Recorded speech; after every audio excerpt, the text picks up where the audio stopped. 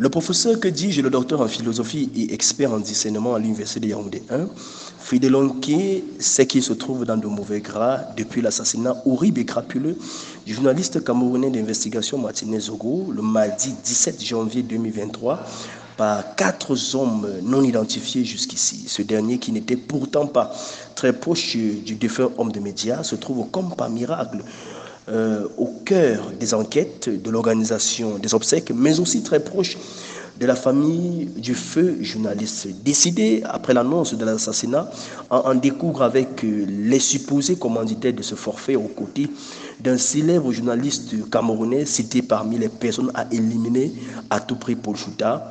Il se montre volontaire à éclairer l'opinion publique sur ce qui apparaissait d'abord comme un enlèvement les 4 premiers jours avant la découverte macabre du corps de la victime au lieu-dit Ebogo 3 dans la localité de Soa, dans la ville de Yaoundé, le dimanche 22 janvier 2022. C'était la stupeur généralisée et à ce qui semble, même chez le philosophe, comme chez son compagnon de route. Et la première personne à être accusée de ce meurtre commis avec préméditation est Jean-Pierre Amogo-Bolinga, le président directeur général du groupe de médias L'Anecdote. Sans tarder, plusieurs voix vont se lever pour condamner l'acte odieux, au rang desquels celle du journaliste du docteur en philosophie, Fridelonké. Le Manguissa est originaire de la Léquier dans la région du centre Cameroun, tout comme la victime Martinez Zogo. Il va demander non seulement que justice soit faite en inculpant et en condamnant le ou les commanditaires de cet assassinat.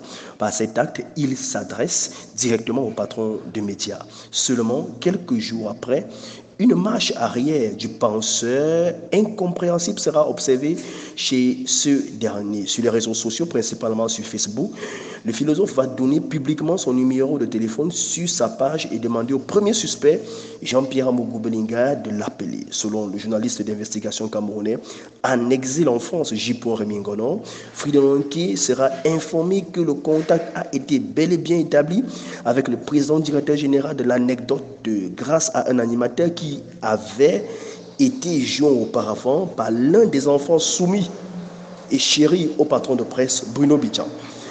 La rencontre, selon l'homme de médias basé en France, sera faite au quartier Golf dans la ville de Yaoundé le mercredi 25 janvier 2023 aux environs de 22h. Jean-Pierre Amogo-Bolinga se trouve à ce moment chez un certain Fouda Abega dont il est très proche. Au moment où Fridelonké est introduit et présenté auprès du Zomlois des Zomlois, il déclare à ce dernier qu'il vient en tant que représentant de la famille Zogo dans le but de calmer les tensions entre les parties. Car étant Manguissa et originaire du département de la Léquier, dans la région du centre Cameroun, frère de l'ethnie Eton, il propose de convoquer une réunion des chefs traditionnels dans son domicile dans le but de les apaiser et d'éviter un bain de sang.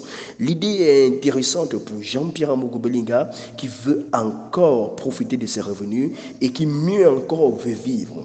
Afin de ne rien faire sans témoin, le patron de presse va faire appel à une dame, Atana Koum, en charge des finances. C'est devant cette dernière que la somme d'environ 10 millions de francs CFA sera remise au philosophe en coupure de 5 000 francs pour calmer les ardeurs et la colère des chefs traditionnels Eton.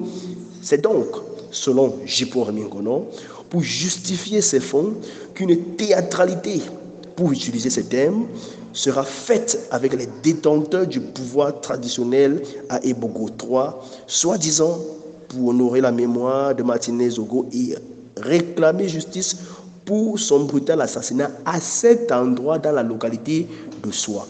J.P. Remingono se pose la question de qui Fridelonké a-t-il reçu mandat pour représenter la famille de Martinez Zogo, alors qu'il connaît bien certains membres de cette famille. Il n'a contacté personne pour s'arroger les privilèges qui reviennent uniquement à celle-ci. Il s'interroge aussi sur le fait que le docteur dit ignorer le quartier Golf, alors qu'il vit depuis longtemps dans la ville de Yaoundé. Pour finir, le journaliste J.P. Remingono se moque de Fridelonké, qui demande aux avocats basés en France de l'aider à poursuivre en justice l'homme des médias camerounais pour diffamation. En guise de rappel, J.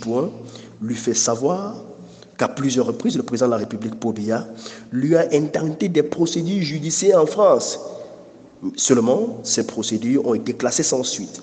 Si Paul Biya n'a pas pu, ce n'est pas Fridolin qui le pourra, conclut-il. Ainsi va la République.